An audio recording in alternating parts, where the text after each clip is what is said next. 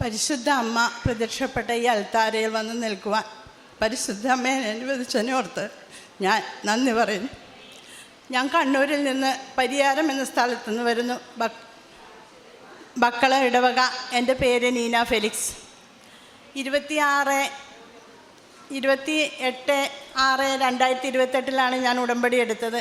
ഉടമ്പടി എടുക്കുമ്പോൾ എനിക്ക് ജോലിയില്ലായിരുന്നു. ഞാൻ ജോലി ചെയ്ത സ്ഥാപനം പൂട്ടിപ്പോയായിരുന്നു. അപ്പോൾ ആ ജോലിയുടെ കാര്യം, ജോലിയൊന്നുമില്ല, ഞാൻ വിധവയാണ്, 2 കുട്ടികളാണ്, പെൺമക്കളാണ്. അപ്പോൾ ഇവരെ പഠിപ്പിക്കണം.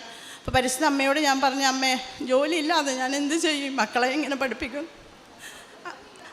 ഉടമ്പടി എടുത്തു പോയി സ്ഥാപനം തുറന്നു. എനിക്ക് ജോലിയിൽ പ്രവേശിക്കാൻ പരിശുദ്ധ അമ്മ എന്നെ അനുവദിച്ചു.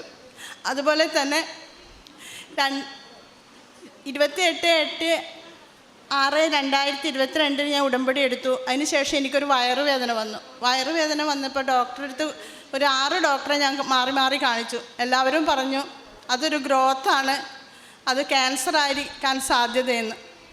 അന്നേരം ഞാൻ എൻ്റെ അമ്മയോട് പറഞ്ഞു, അമ്മേ എനിക്കാരുമില്ല, അമ്മ മാത്രമേ ഉള്ളൂ. ഞാൻ എല്ലാ കാര്യങ്ങളും തുറന്നു പറയുന്നത് എൻ്റെ പരിശുദ്ധ അമ്മയോടാണ്. എന്നും കുരിശ് വര കഴിഞ്ഞ് ഉടമ്പടി പ്രാർത്ഥന ചെയ്ത ശേഷം ഞാൻ ഈ തൈലം കൊണ്ട് വയറിന് ഞാനും എൻ്റെ മക്കളും കുരിശ് വരക്കുമായിരുന്നു. പിന്നെ ടെസ്റ്റ് ചെയ്യാൻ മംഗലാപുരത്ത് പോയപ്പോൾ ഒരു ഡോക്ടർ പറഞ്ഞു, ഇതെന്തായാലും 30,000 രൂപ വേണം ഇത് ടെസ്റ്റിന്, ഇതെന്തായാലും ടെസ്റ്റ് ചെയ്യണം, ക്യാൻസറാണ് എന്ന് പറഞ്ഞു. അപ്പം ഞാൻ ഇവിടെ 3/8/2022 ഞാൻ ഓപ്പറേഷൻ ചെയ്യാൻ 30,000 രൂപയും വേണം. അന്ന് എൻ്റെ കയ്യിൽ 30,000 രൂപ പറഞ്ഞ് 3,000 രൂപ പോലും ഇല്ലായിരുന്നു. അപ്പം ഞാനിവിടെ വന്നു. എന്തായാലും ടെസ്റ്റിന് പോകുമല്ലേ, ഞാൻ പരിശുദ്ധ അമ്മയെ കണ്ടു പോകാം, അമ്മ പ്രത്യക്ഷപ്പെട്ട സ്ഥലത്ത് വന്ന് അമ്മയോട് കാര്യങ്ങൾ പറഞ്ഞ് പോകാമെന്ന് വിചാരിച്ചാണ് ഞാനിവിടെ വന്നത്. അന്ന് 3 മണിയാകുമ്പോൾ ഞാൻ മാവേലി എക്സ്പ്രസ്സിന് വന്നു. ഇവിടെ ഇറങ്ങി ഒരു ഓട്ടോ പിടിച്ച് ഞാനും എൻ്റെ 2 പിള്ളേരും ഇങ്ങോട്ട് വരാൻ വേണ്ടി ഇറങ്ങിയപ്പോൾ വലിയൊരു അപകടം നടന്നു. അപ്പം ഞാൻ ഉടമ്പടി എടുത്ത് ഇവിടുന്ന് തിരിച്ചു പോകുമ്പോൾ തന്നെ ഞാനും നാത്തൂനാരും കൂടെ വന്നായിരുന്നു. അപ്പോൾ എനിക്കൊരു എല്ലാവർക്കും നല്ല സ്വപ്നങ്ങളൊക്കെ കാണുമെന്ന് പറഞ്ഞ് ഞാനും അത് പ്രതീക്ഷിച്ചു. പക്ഷെ ഞാനൊന്ന് കണ്ണു ചിമ്മിയപ്പോൾ എനിക്ക് കാണുന്നത് വെച്ചാൽ 3 പേരെ വെള്ള പുതപ്പിച്ച് കിടത്തിയിരിക്കുന്നതാണ്.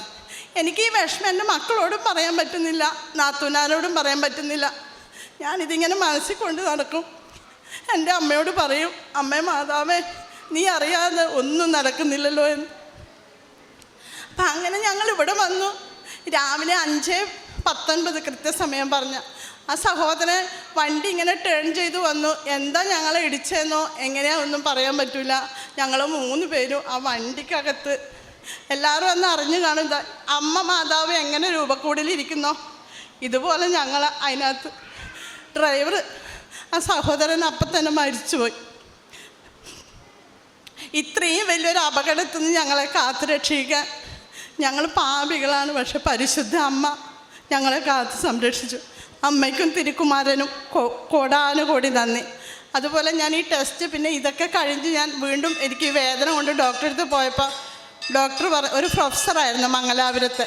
ഡോക്ടർ പറഞ്ഞു, ഞാൻ പോകുമ്പോൾ പറഞ്ഞു, പരിശുദ്ധ അമ്മേ ഞാൻ ഒരുപാട് സാക്ഷ്യങ്ങൾ ഇങ്ങനെ കേൾക്കുന്നുണ്ട്, മുഴയാകുമ്പോൾ അതൊരു ക്രിസ്റ്റലായിട്ട് മാറുന്നു, അല്ലെങ്കിൽ ഒന്നും ഇല്ലാതായിട്ടൊക്കെ പോകുന്നു എന്ന്. അപ്പം ഞാനും പറഞ്ഞു, പരിശുദ്ധ അമ്മേ അനേകരുടെ സാക്ഷ്യത്തിനൊപ്പം ഈ എളിയവരുടെ സാക്ഷ്യം പറയാൻ നീ എന്നെ അനുവദിക്കണേ, അതൊരു ക്രിസ്റ്റലായി മാറ്റണമേ എന്ന്. അത് പരിശോധിച്ചപ്പോൾ അതൊരു ക്രിസ്റ്റലാണെന്ന് ഡോക്ടർ എന്നെ തട്ടിയിട്ട് പറഞ്ഞു, കുഴപ്പമൊന്നുമില്ല മോളെ, നിനക്ക് ആവശ്യമുണ്ടെങ്കിൽ മാത്രം ഇത് റിമൂവ് ചെയ്താൽ മതി, അവിടെ കിടന്നോട്ടെ, ഒരു കുഴപ്പമില്ലെന്ന്. പരിശുദ്ധ അമ്മക്കും തിരുക്കുമാരനും കോടാനുകോടി നന്ദി. പിന്നെ എൻ്റെ മകളുടെ കല്യാണമായിരുന്നു ഞാൻ വെച്ച നിയോഗത്തിലൊന്ന്.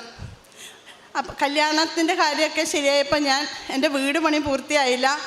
വീട് ഇതുപോലെ കിടക്കുന്നു. കർത്താവ് ഈ വീടൊന്ന് പണിയണമല്ലോ പരിശുദ്ധ അമ്മേ, എന്ത് ചെയ്യും? കൊച്ചിനെ കല്യാണം കഴിച്ചയക്കണം, ഒരു പൈസ പോലും എൻ്റെ കയ്യിലില്ല. വീണ്ടും ബാങ്കിൽ പോയി മാനേജർ ഒരു പ്രാവശ്യം പോയി, അവർ മൈൻഡ് ചെയ്തില്ല. നിങ്ങൾക്ക് എങ്ങനെയാണ് ലോണ് തരുന്നത്? നിങ്ങൾ 3 പെണ്ണുങ്ങളല്ലേ, ഇതെങ്ങനെ അടക്കും? നിങ്ങൾക്കിതിൻ്റെ ആസ്തിയുണ്ടോ? പിന്നെയും അത് കേട്ട് ഞാൻ തിരിച്ച് കരഞ്ഞിങ്ങനെ തിരിച്ചു വരും. 2-ാമത്തെ ദിവസം 2-3 ദിവസം കഴിയുമ്പോൾ വീണ്ടും മൂത്തവളെയും കൂട്ടി പോകും. ഇതെൻ്റെ മൂത്ത മകളാണ് ഫെബിന ഫെലിക്സ്. ഇത് മൂത്ത മകൾ ഫെബിന ഫെലിക്സ്, ഇത് ഫെമിന ഫെലിക്സ്. ഞങ്ങൾക്ക് 3 പേർക്കും അന്ന് അപകടം പറ്റിയായിരുന്നു. ഞങ്ങളെ 3 പേരെയും പരിശുദ്ധ അമ്മ കാത്ത് രണ്ടാമതൊരു ജീവിതം തന്നതാണ്. അപ്പോൾ അവളെയും കൂട്ടി പോവും. അന്നേരം പറയും, എങ്ങനെയാണ് നിങ്ങളിത് അടക്കുന്നേ, നിങ്ങൾക്കിത് അടക്കാൻ പറ്റില്ലല്ലോ എന്ന്. വീണ്ടും ഞാൻ അത് കഴിഞ്ഞ് എനിക്ക് വേറെ നിവൃത്തിയില്ല, വീണ്ടും ഞാൻ പോയി. പിന്നെ എനിക്ക് അന്നൊന്നും ഞാൻ വിശുദ്ധ ഉപ്പോ തൈലോ ഒന്നും കൊണ്ടുപോയില്ലായിരുന്നു.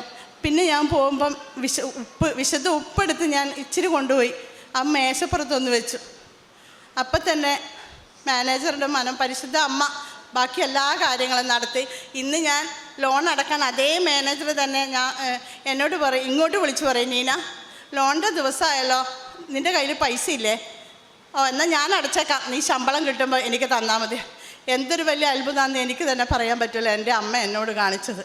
അല്ലെങ്കിൽ ഞാൻ എൻ്റെ മകളെ കല്യാണം അയക്കാൻ എനിക്ക് പറ്റുമായിരുന്നില്ല. ഇത്രയൊക്കെ നന്ദി കൃപയും എൻ്റെ ജീവിതത്തിന് നൽകിയ അമ്മയ്ക്കും തിരുക്കുമാരനും കോടാനുകൂടി നന്ദി. പിന്നെ ഞാൻ ബൈബിൾ വായന 1/2 മണിക്കൂർ ചെയ്യും. നിത്യവും വിശുദ്ധ കുർബാനയ്ക്ക് പങ്കെടുക്കും. അച്ഛൻ പറയുന്ന സാക്ഷ്യങ്ങളും പിന്നെ ഉടമ്പടി ധ്യാനമൊക്കെ കേൾക്കും, ഷെയർ ചെയ്യും. ഇതൊക്കെ ഞാൻ എന്നും ചെയ്തുകൊണ്ടിരിക്കുന്നു. മറ്റുള്ളവരെ എന്നെ കഴിവ് പോലെ ഞാൻ ഏറ്റവും വലിയ പാപിയും ആണ്. എന്നാലും ഞാൻ മറ്റുള്ളവരെ ഞാൻ പാപങ്ങളിൽ നിന്നും ഞാനൊരു സ്ഥാപനത്തിൽ ജോലി ചെയ്യുമ്പോൾ അതിൽ നിന്നും അവരെ പിന്തിരിപ്പിക്കാൻ പറ്റുന്ന വിധത്തിലുള്ള പിന്തിരിപ്പിക്കും. പത്രോസ് ശ്ലീഹായെ